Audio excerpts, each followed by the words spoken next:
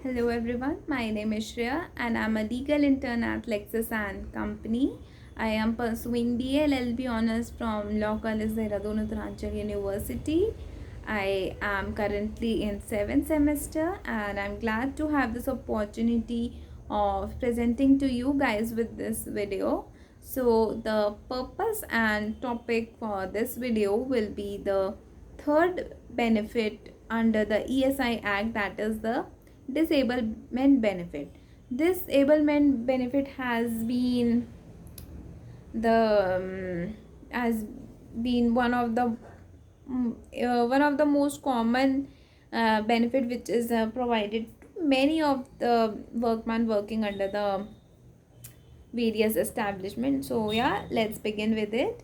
So the disablement benefit is provided under section 46 clause C of the ESI Act. According to the ESI scheme, the disablement benefit is provided to the insured employee who become disabled during the employment.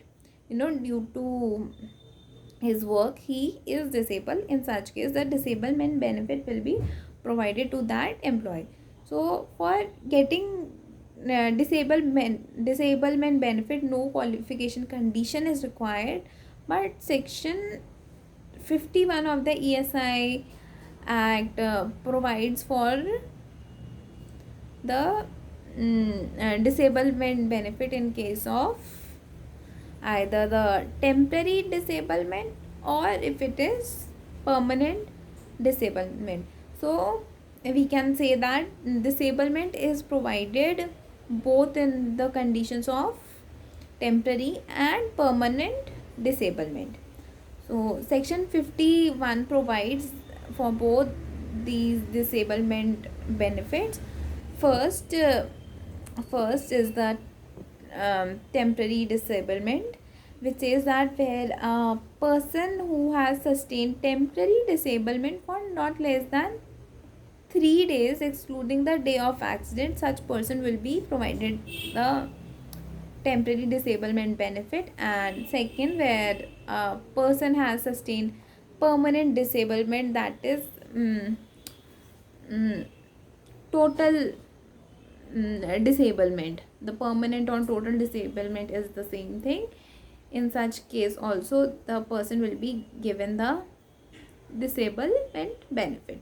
So in case of temporary disablement, 90% of the SDR disablement benefit is provided, and if there is permanent total disablement, then there are three conditions: that the employee must be incapable permanently to perform the duties which he was capable to perform before or at the time of accident.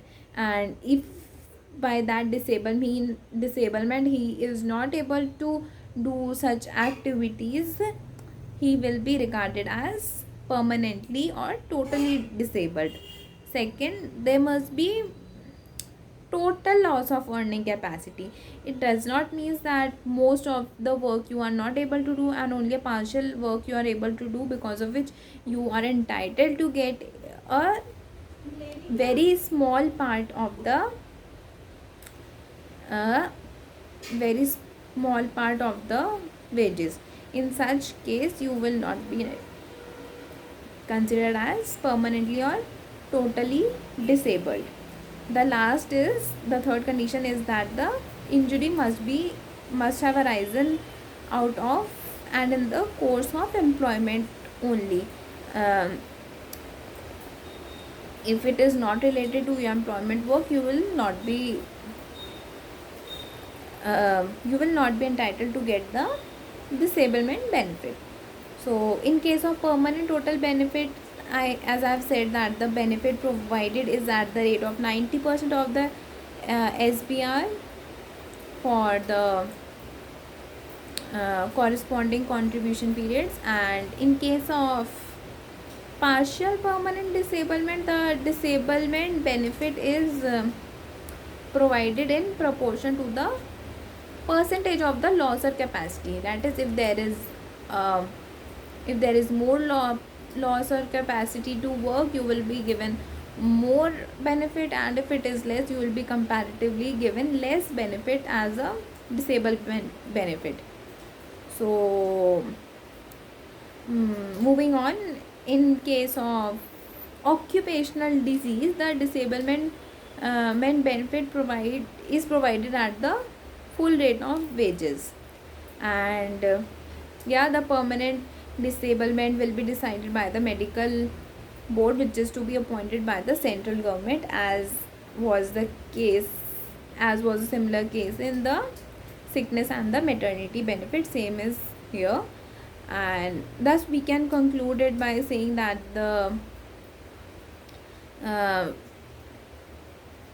the amount of sickness, the percentage of the sickness which you have acquired will be examined by the medical board.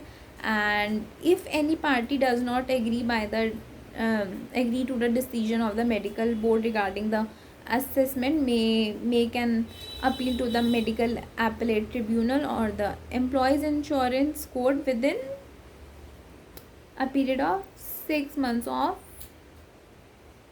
taking that provisional assessment test or the general assessment. You have to have complained within 6 months, and the decision of the appellate tribunal and the employees insurance code shall be final. You cannot appeal it further. So this was all about the disablement benefit under section 46 clause C of the ESI Act. I hope you guys have got this video. If you have any question, do ask me and share the feedback with me if you feel any. And yeah, do not forget to like and share this video as much as you can. So thank you everyone for watching.